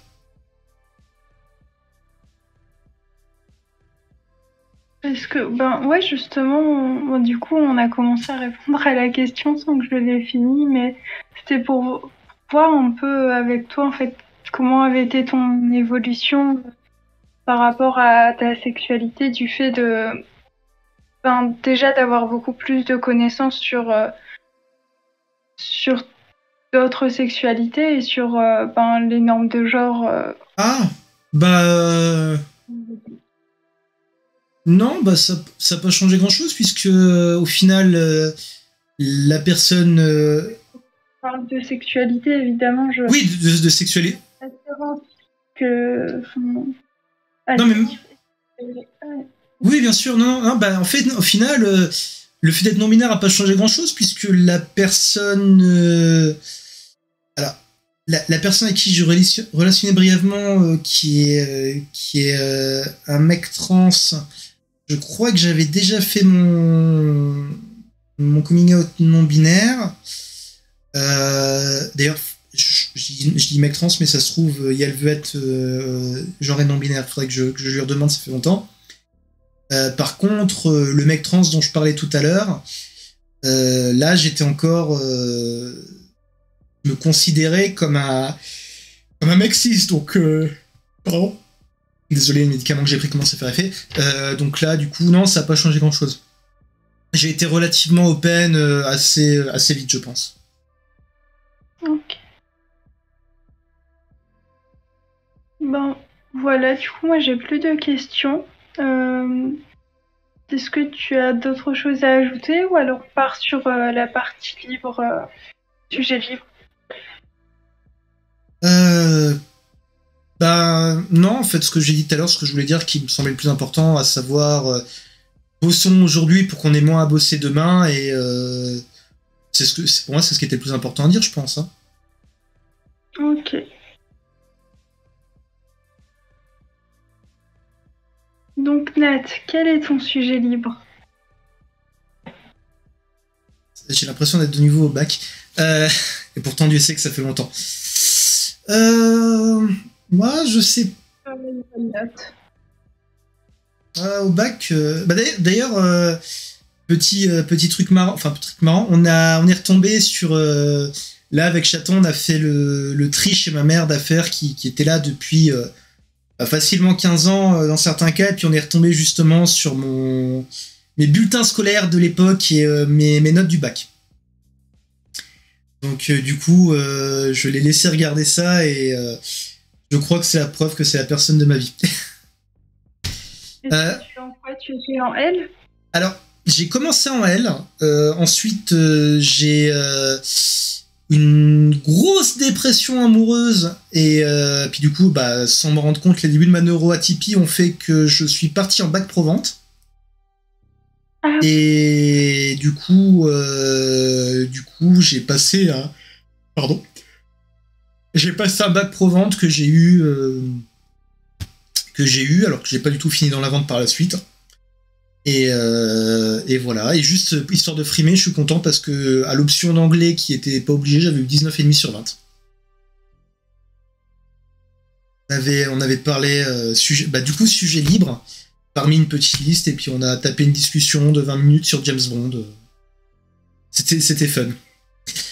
Non, sinon, sujet libre, en ce moment, un de mes intérêts SP, ça va être une grosse surprise pour les personnes qui me suivent sur ma chaîne, c'est Sherlock Holmes. Surtout les énigmes, en fait. Oui, ouais, tu veux bien la surprise. Parce que, en fait, il y a plusieurs aspects du personnage que je trouve assez intéressants. Il y a ce côté énigme qui est super sympa quand tu le retranscris dans le domaine des jeux, par exemple, parce que du coup, ça permet vraiment de réfléchir ensemble. Et on s'est rendu compte avec Chaton qu'on était très complémentaires au niveau de la réflexion. On bosse super bien ensemble sur les énigmes. Là, par exemple, on est en train de faire en dehors des streams, parce que du coup, le désavantage des streams, c'est que je suis un peu tributaire de certains trucs pour jouer. Genre, je suis obligé de faire des streams pour jouer à Sherlock Holmes. Sinon, comme j'ai commencé le jeu, tu vois, je peux pas vraiment me dire, bon, allez hop, je vais jouer une demi-heure. Je suis obligé de jouer pendant les streams, donc du coup, il fallait qu'on trouve un autre compromis où je pouvais jouer en dehors. Donc du coup, là, on est sur des jeux Dracula qui sont un peu du même principe avec des énigmes. Et hier et avant-hier, on s'est rendu compte que même en direct, on est vraiment connecté de l'énigme. Ça, c'est pour le côté qui permet un peu de jouer, donc c'est super intéressant. Mais le personnage aussi, pour un personnage qui a été écrit il y a... il y a 150 ans quasiment, il y avait pas mal de trucs qui sont intéressants. Il est par exemple, il est neuroatypique. Enfin, en tout cas, pour moi, il a clairement des traits neuroatypiques. Il y a tout ce côté où il est loin d'être clean, parce que par exemple, il est accro à la drogue. Et c'est pas mal parce que par exemple, dans les jeux que tu as pu voir, il y est fait référence plusieurs fois. Il y a tout ce côté non manichéen, parce que quand on regarde honnêtement la relation avec Watson, c'est comme un gros connard des fois avec lui, hein, et même si dans la vraie vie on les aime pas, j'ai envie de dire que dans la fiction on a tendance à aimer les gros cons, hein, genre Dr House qui doit probablement être le pire ami au monde, mais pourtant qu'on adore, que personnellement j'adore regarder. La série Sherlock, où Sherlock c'est différent, ils se sont rendus compte peut-être qu'il fallait peut-être comme le faire un peu évoluer vers la fin, donc voilà.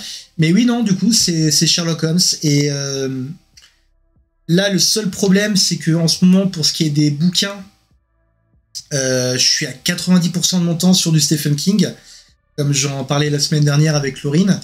Mais je pense qu'un de ces quatre, je vais peut-être aussi commencer à essayer de lire les bouquins de Sherlock Holmes, sûrement un audiobook, hein, puisque ça me permet de faire d'autres trucs en même temps, comme j'en avais déjà parlé. Du coup, de lire les bouquins...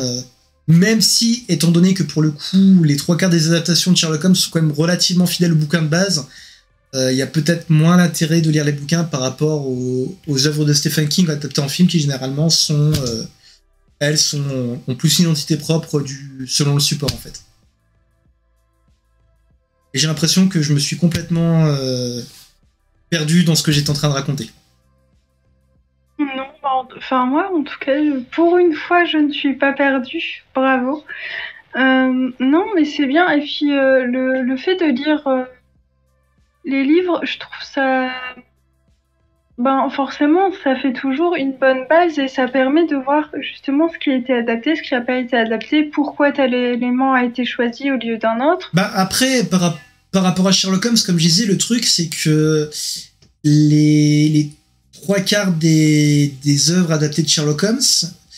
Alors, bon, comme j'ai déjà peut-être dit, je ne sais plus si je l'avais dit dans un stream ou pas, de Sherlock Holmes, honnêtement, je connais pas mal d'histoires de par les adaptations, mais je n'ai lu que 2 histoires.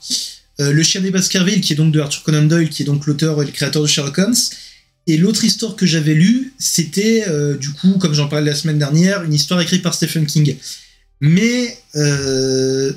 non, j'oubliais, j'ai aussi lu la trilogie Sherlock Holmes, les dossiers Cthulhu, qui du coup est un crossover entre Sherlock Holmes et Cthulhu, comme le laisse entendre le titre. Mais c'est vrai que les 3/4 des adaptations que j'ai vues sont fidèles à ce que j'ai lu dans Le Chien des Baskerville essentiellement. Après, ce qui est cool avec les adaptations de Sherlock Holmes, c'est que forcément, selon l'époque où c'est fait, tu vas avoir quand même quelques variantes, mais plus, entre guillemets, sur des petits détails que vraiment sur le fond de l'histoire.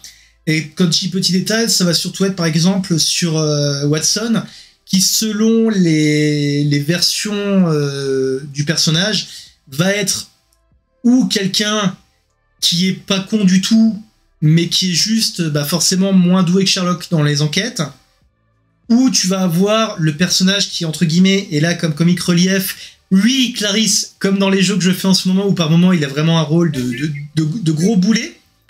De gros boulet. Et c'est surtout ça qui va changer.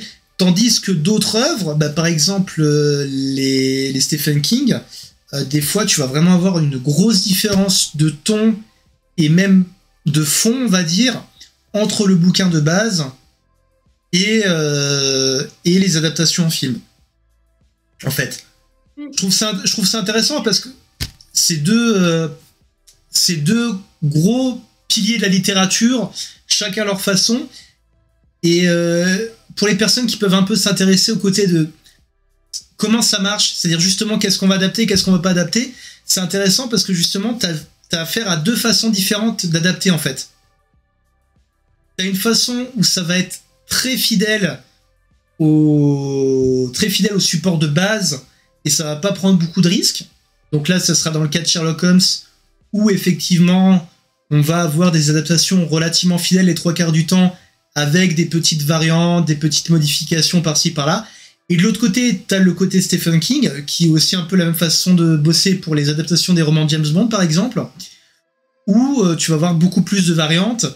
Par exemple, tu vas trouver plus facilement d'œuvres de Stephen King, admettons, qui dans le bouquin se passe à une époque A, donc on va dire les années 60 ou 70, et quand ils vont l'adapter en film, ils vont faire coller l'adaptation à l'époque où a été fait le film, par exemple, tu vois. Là où, par exemple, pour Sherlock Holmes, tu vas avoir très peu d'adaptations qui vont être mises dans un contexte plus moderne. Mis à part la série de la BBC Sherlock, je vois très peu d'exemples d'adaptations de Sherlock Holmes qui ont été déplacées à une autre époque que l'époque où l'histoire se passe dans le bouquin. J'ai pas vu la série, mais il y avait aussi un Sherlock où en fait John c'était une femme et je sais... Oui, exact. Elementary avec Johnny Lee Miller et Lucy Liu, effectivement.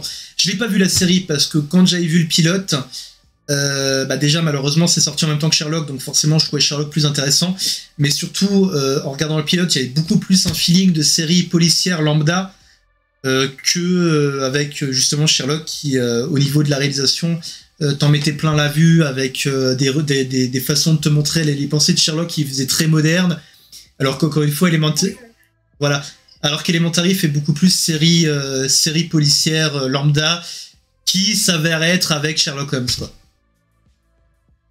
Mais je suis assez d'accord avec toi sur le fait que effectivement dans les adaptations ils essaient de respecter le personnage de Sherlock souvent par rapport à son époque. Mais le fait justement qu'il y ait tout ce travail au niveau de son entourage, on pense forcément à Watson, mais il n'y a pas que lui, il y a en fait son entourage proche, la façon dont il va réagir et interagir avec eux, ça change beaucoup le personnage et ça j'ai l'impression que c'est un petit peu oublié. Oui, en fait, ce qui est intéressant, c'est qu'au final, Sherlock Holmes, dans la façon d'être, encore une fois, je pense qu'on pourrait un peu la comparer à Doctor Who, c'est-à-dire que t'as beau changer certains détails, donc effectivement, oui, t'as certaines versions du personnage où Holmes va être beaucoup moins hautain avec son entourage, va être beaucoup plus, par exemple, dans les jeux que je suis en train de faire, sa relation à la police, même si c'est vrai qu'il les prend un peu de haut, est beaucoup moins, entre guillemets, moi je suis supérieur à vous, vous êtes des merdes, que, admettons, dans les films avec Robert Downey Jr., par exemple. Où là, il est vraiment, entre guillemets, en conflit avec l'estrade, alors que là, dans les jeux, il est beaucoup plus proche. Ou pareil, dans la série Sherlock, comme je disais tout à l'heure, au fur et à mesure des saisons, bah, on voit qu'il devient beaucoup plus comment dire, beaucoup plus sympathique avec son entourage, là où bah, encore une fois je sais pas si t'as vu dans un des streams, t'as un moment où t'as Holmes qui balance, enfin un des streams des jeux que je faisais donc, sachant que tous les jeux Sherlock Holmes que je fais se passent dans le même univers, pour ceux qui connaissent pas le principe, le même univers dans la même chronologie, c'est-à-dire c'est le même Sherlock Holmes et t'as des références d'un jeu à l'autre, où à un moment il compare, je sais plus par rapport à quel, je sais plus si c'est genre un truc tout con, genre un couteau à suisse ou un canif, où en gros il sort, ah bah tiens c'est bon j'ai plus besoin de Watson, j'ai retrouvé ça quoi. Qui est quand même salaud comme phrase quoi quand on y pense. Même si c'est vrai qu'encore une fois, le Watson de ces jeux est pas le couteau le plus aiguisé du tiroir quoi. Malheureusement. Mais oui, et justement aussi ce qui est intéressant, c'est comme tu... Désolée, je regardais ma batterie. Pas de soucis. Comme tu l'as dit tout à l'heure, c'est que à l'époque où ça a été écrit, il y avait forcément un certain contexte et le fait de... Maintenant, je pense notamment à tout ce qui est neuroatypie, le traitement des addictions, qui est vraiment très différent. Forcément, les problématiques sont différentes, mais du coup, c'est ultra intéressant de voir comment ça a été adapté, quoi. Oui, bah oui. Ça peut être adapté. Et puis, c'est les 3/4 du temps, ça c'est quand même relativement adouci. Tu prends... alors, dans Sherlock Holmes, donc dans la série de Sherlock Holmes avec Robert Downey Jr., il me semble pas qu'il parle de son addiction à la drogue. Il me semble pas. Dans Sherlock, ils en parlent rapidement, c'est surtout sous-entendu. Mais oui, effectivement. Après, la grosse différence, j'ai l'impression, c'est que forcément, de nos jours, quand tu parles des addictions, bah, c'est tout de suite un sujet un peu plus grave et un peu plus important. Bah, notamment dans la série Elementary, où le rôle de Watson, en fait, c'est d'empêcher Sherlock de se shooter. Mais à l'époque, c'était plus un... Enfin, je sais pas, parce qu'encore une fois, malheureusement, je n'ai pas lu tous les bouquins, hein. C'est par rapport aux adaptations que je dis ça. Mais à l'époque, c'était juste un détail en plus qui était mis dans l'histoire, quoi. Sachant qu'encore une fois, à l'époque où tu avais Sherlock Holmes, bah, t'avais par exemple des fumeries d'opium. Donc c'était quand même plus admis qu'une personne puisse prendre de la drogue, quoi. Sachant quand même que dans les bouquins, au fur et à mesure, Watson lui dit oh là, tu te calmes, bonhomme, ça va pas te réussir sinon la drogue. Bon, il lui dit pas comme ça, mais bon, l'idée est là, quoi. C'est la façon dont tu le dis. C'est une bonne représentation du Watson que tu joues dernièrement. Bah, disons que le truc, c'est que c'est pareil, quand tu regardes au niveau du personnage, Watson, bon, après, moi, perso, j'aime bien me marrer parce que c'est pareil, ça rajoute pas mal d'humour au stream. Le fait d'avoir un Watson un peu béné par moment, ça permet de se foutre de sa gueule et ça me permet de faire des running gags avec ceux qui regardent l'émission, donc c'est plutôt cool. Mais c'est vrai que j'aurais plus tendance à préférer un peu le Watson qui... par exemple, dans Sherlock Holmes 2, même si j'ai pas vraiment aimé le film parce que j'aimais pas le... Je sais pas, il y a un truc qui passait pas dans le film. Il y a une scène qui est super intéressante vers la fin du film où t'as Holmes qui fait... pour une raison, je sais plus pour quelle raison, en fait, en gros, il demande un coup de main à Watson et l'autre personnage féminin que je m'en fous parce que ça ne m'ira pas, c'est que je l'aime pas. Mais en gros, il lui fait qu'est-ce que vous voyez? Et en gros, c'est Watson qui va utiliser les méthodes de Sherlock Holmes que Holmes lui a apprises. Et justement, tu te rends compte à ce moment-là que Watson n'est pas... que finalement, Watson aussi est intelligent, quoi. C'est juste que Holmes a plus de skill que lui, quoi. Je préfère cette version du personnage plutôt que le Watson Bene qui est là juste pour dire ah ouais, regardez, lui c'est Sherlock Holmes, c'est le plus grand de tous les temps, et moi je suis là pour faire des conneries dans l'enquête parce que sinon l'enquête serait trop rapide, quoi. Coucou Atisha. Il a sauté, du coup j'en profite pour dire coucou. Mais ouais, enfin, après c'est un avis perso, mais le fait que justement Watson, de base c'est quand même un médecin, c'est un médecin de guerre même. ce qui n'est pas rien, même si bon. Ah oui, oui, bah le personnage est. En fait, oui. Bah après, le truc, c'est que forcément, les romans de Holmes sont écrits en fait du point de vue de Watson. Et c'est vrai qu'à chaque fois, Watson est assez admiratif de Holmes, donc du coup, forcément, ça donne cette image d'infériorité du personnage, en fait. Et du coup, c'est pour ça que t'as beaucoup d'adaptations où Watson, c'est le comique relief ou le personnage complètement teubé, quoi. Mais c'est vrai que, enfin, le fait qu'il l'accompagne à chaque fois, enfin, il y a vraiment beaucoup de choses où ça mériterait, à mon sens, d'être plus exploité maintenant, parce que on a les moyens de faire des choses bien plus détaillées. Je pense beaucoup aux séries, parce que les séries, c'est pratique dans le sens où c'est des épisodes qui permettent vraiment d'exploiter plus en détail que les livres où ça va être vraiment très long et ça va décourager un certain public. Oui, encore une fois, c'est pour ça qu'en ce moment, je regarde beaucoup la. D'ailleurs, on a maté 3-4 épisodes là, avec Chaton de la série. Il y a eu une série Sherlock Holmes dans les années 80 où justement les épisodes sont des adaptations apparemment assez fidèles des bouquins, sauf une ou deux modifications par-ci par-là. Et c'est vrai que du coup, t'as pas mal. Justement, ce que j'aime bien avec ce Sherlock, c'est que on voit vraiment, et c'est peut-être parce que l'acteur lui-même l'était, mais son Sherlock a vraiment des traits neuroatypiques, limite autistiques, et t'as des petits détails. Par exemple, tout à l'heure, on s'est marré quand on a remarqué ça avec Chaton, mais t'avais un moment où tu vois Holmes et Watson, et tu vois clairement Holmes accroché au bras de Watson, quoi. Donc, et pourtant, ça fait beaucoup moins queerbaiting que la série Sherlock, que j'adore, mais c'est vrai qu'effectivement, et ils en sont conscients, ils en jouent un peu, mais t'as tout un côté de queerbait vraiment. La façon dont ils avaient joué avec, notamment, je pense à la certaine scène sur le toit, enfin, tu vois. Oui. Oui, tout à fait, oui. Voilà. Tout à fait, oui. Donc, encore ça, c'est un autre point, le fait que soit effectivement, soit à exploiter une relation avec Watson qui serait d'ordre amoureuse, ou soit, comme tu l'as fait remarquer, effectivement, qui est plus juste par rapport à l'histoire du perso, mais où moi j'ai plus de mal parce que c'est pas ce à quoi on est habitué en tant que après. Je voir comme Ace. Je pense, pour moi personnellement, Holmes serait vraiment. Alors, j'irais même jusqu'à dire, il est peut-être pas asexuel, il serait plutôt sapiosexuel. Sachant que dans les bouquins, dans beaucoup des adaptations, la seule femme de laquelle il se rapproche plus ou moins, et encore c'est plus de l'admiration vraiment que de l'attirance, c'est Irene Adler.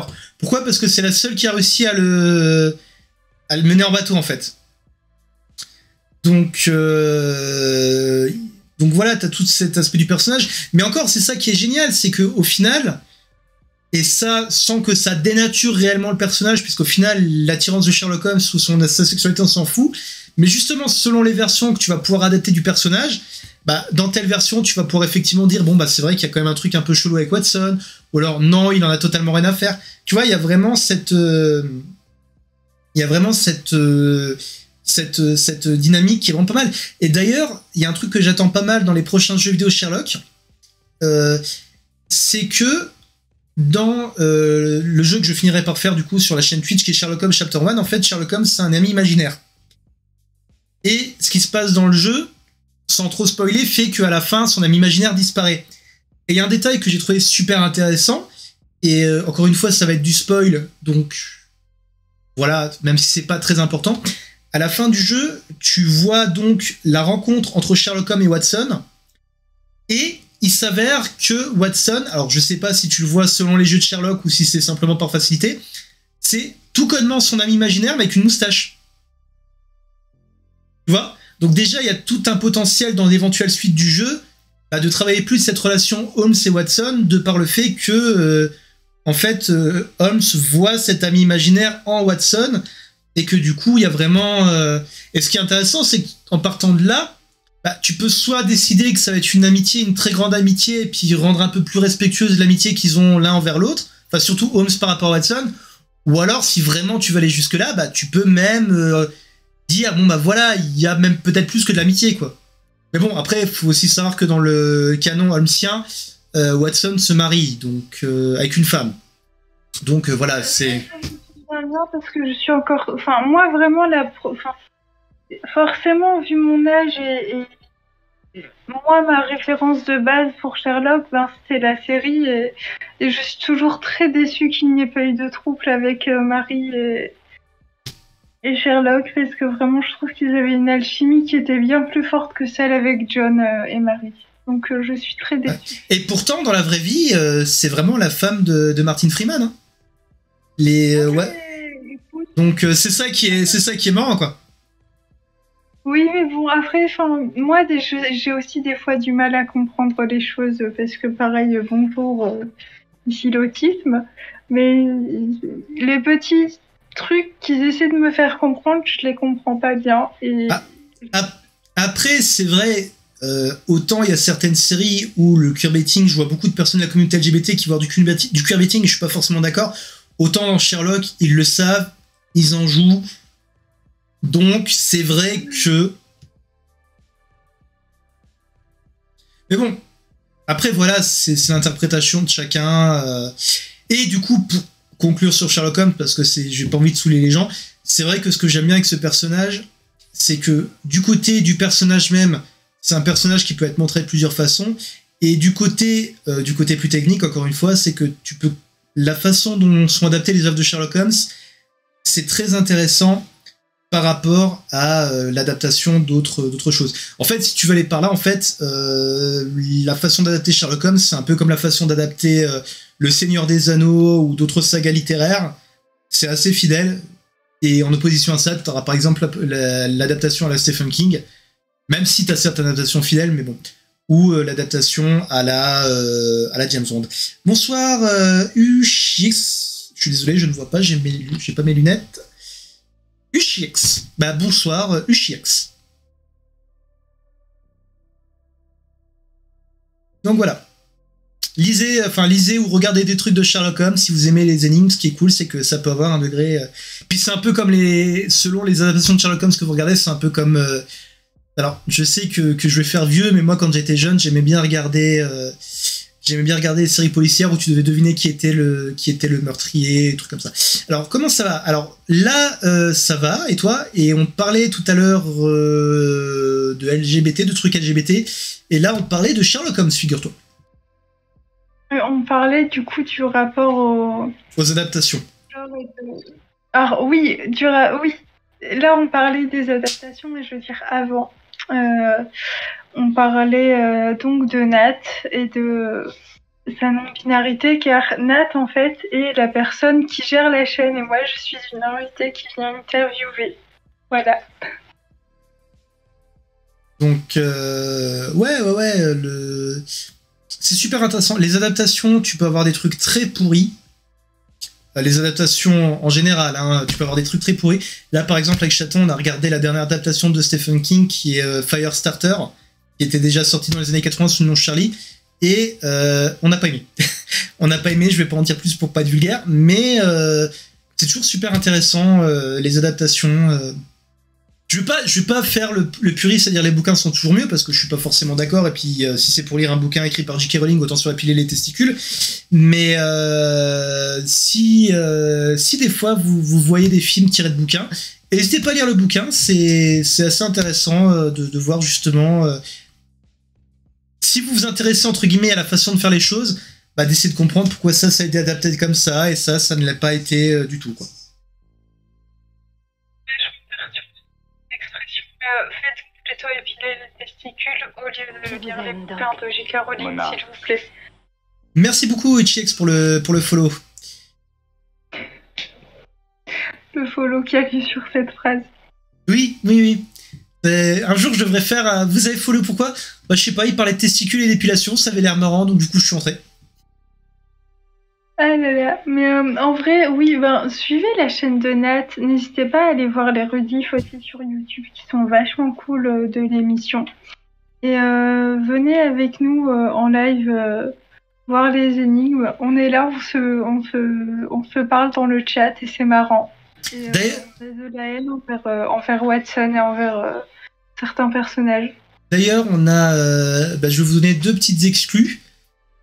Qui sont pas plus des exclus que ça, mais qui concernent la chaîne. Après la série des Sherlock Holmes, sachant qu'il nous reste... alors attends que j'y passe bêtise, il doit nous rester 2 ou 3 jeux, sachant que les derniers iront plus vite parce que je les connais déjà, je vais sûrement faire du stream de jeux Star Wars. Donc il y a pas mal de jeux, je les ferai pas tous, mais je pense que je ferai un petit sondage pour voir ce qu'on fait. Et j'ai un autre projet que je compte faire sur la chaîne, mais ça c'est un peu plus compliqué parce que je cherche un co-animateur ou une co-animatrice, mais je veux faire un espèce de festival virtuel de films qui serait... je diffuserai sur la chaîne des films qui sont dans le domaine public, donc on a le droit de diffuser. J'avais fait un test il y a quelques mois par exemple avec La Nuit des Morts Vivants, le film originel, et je compte essayer de faire une espèce de festival virtuel du film libre de droit, qui consisterait à regarder le film, à en parler un peu, ce genre de choses. Je pense que tu devrais DM la personne qui t'interviewe à ce sujet. Moi, je dis ça, on sait jamais. Hein. Bah, je note. Pour être honnête, j'avais aussi proposé à Sovan de co-animer avec moi, mais il a tellement de trucs à gérer en ce moment que je vais pas le... ça peut être compliqué, quoi. Il a une vie vachement plus... Non, il a une vie assez chargée en ce moment et on lui souhaite plein du courage et plein de choses, quoi. Oui, on l'aime, on aime ces petits chats qui sont trop mignonnes, Lulu et Verlu. Ouais. Voilà.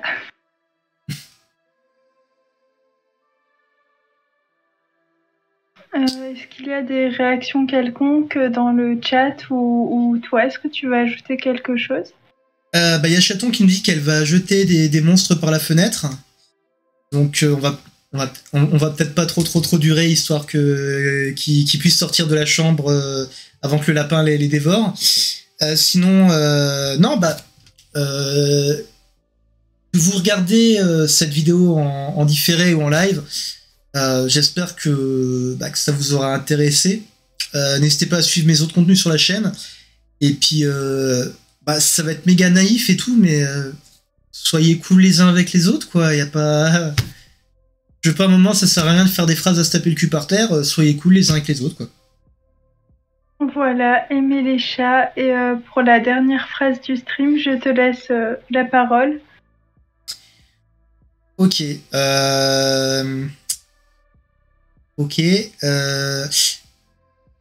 Mettez... Si vous utilisez un mixeur, pensez à l'éteindre avant de mettre les doigts dedans.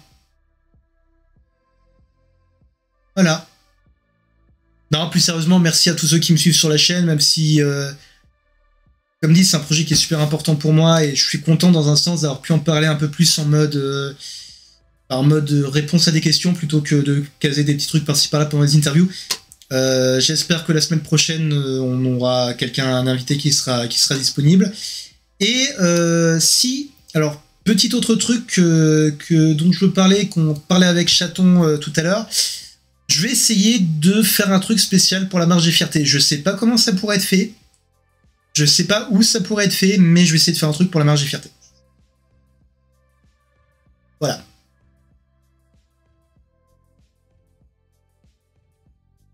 Bon.